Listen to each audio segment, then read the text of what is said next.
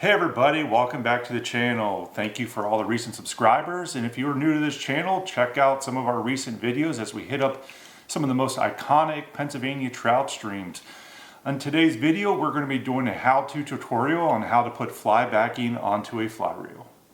Alright guys, to get started, it's very simple. What we need is we need a fly reel, backing, fly line, some type of cutting tool, a pencil or a pen, and finally the last thing that we need is a cup. Okay guys, so when you're putting fly backing and fly line onto your fly reel, the first thing you want to do is to make sure that you're putting it on correctly, whether you're left-handed or right-handed. I'm a right-hander, so what I'm going to be doing is I'm going to be putting it on this way, just as you fly fish. And you want to make sure that your backing's coming out of the bottom of the reel. So with that right there being said, let's get started. The first thing we want to do is pull out enough backing here to go around the reel 2 times, and to also make sure that we have enough line left on the tag end to do the knot. Alright guys, so to tie the backing to the reel, we're going to do an overhand knot. This right here is going to be our tag end, and then the backing that's still strapped to the spool is going to be our main line. What you want to do is you want to take the tag end, put it underneath the main line here, just like so. And then what you're going to do is you're going to come back around. You're going to go underneath the loop that we just made for our tag end, and we're going to pull it tight, just like so. So now that we have a sliding knot, what we're going to do when we go to cinch it, we're going to put another knot in here. You can either do the figure 8 knot or you can do another overhand knot, personal preference. That's up to you. And then now that we have those, we're going to pull and cinch this line into, we're going to cinch this line right here in all the way down to the knot that we just made for the cinching.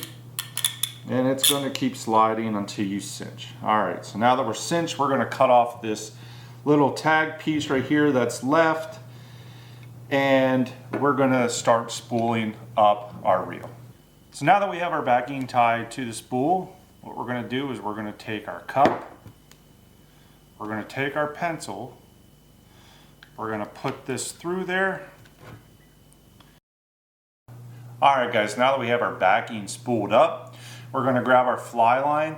Important thing is to make sure that you find that little tag that says this end to backing. There is no welded loop here. It's not a double weld, it's just a single weld.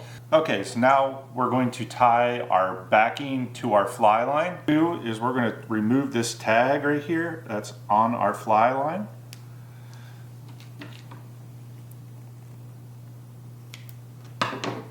Careful not to cut the fly line itself. Slide that right there right off. So we're going to make a loop like so.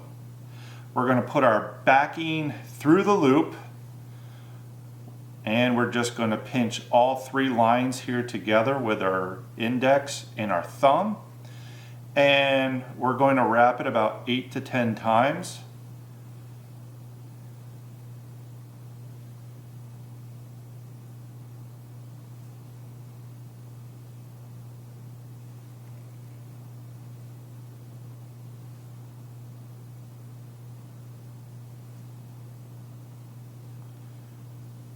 Now I don't plan on getting into my backing too much with a 3-weight fishing for trout, but it is good to always have really good knots.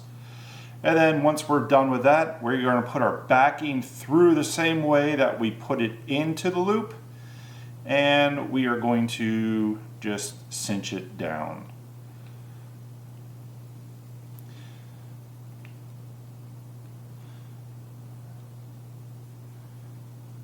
And what that's going to do, it's going to make a nice little bump there in case we ever have to go into our backing. So we're just going to slide it down, slide it, and then we're just going to snip off our backing relatively close, so that way we don't have it catch any of our guides if it ever has to come out. And then we're going to cut that right there. And there we go, guys. Now our fly line is attached to our backing. Now we're going to start reeling in our fly line into our reel. A good little note, guys, if you guys don't know how much backing to put in, it is good just to take this right here off of the spool that it comes in and push it down to see exactly where that fly line right there is going to land on our reel. Alright guys, that's how you put backing and fly line onto a fly reel. Stay tuned for some more tutorial videos about how to make tapered leaders, dry fly leaders, and mono rigs. If you guys like these videos, please like and subscribe to the channel. Again guys, just know that there are more knots out there, how to attach your backing and fly line to your reel. That's just the way I do it. I find it the simplest. I'm most practiced at it, but you guys obviously can go out and do your own thing, learn how to do it with other knots if you guys find it more comfortable. Until next time guys, see you guys on the water.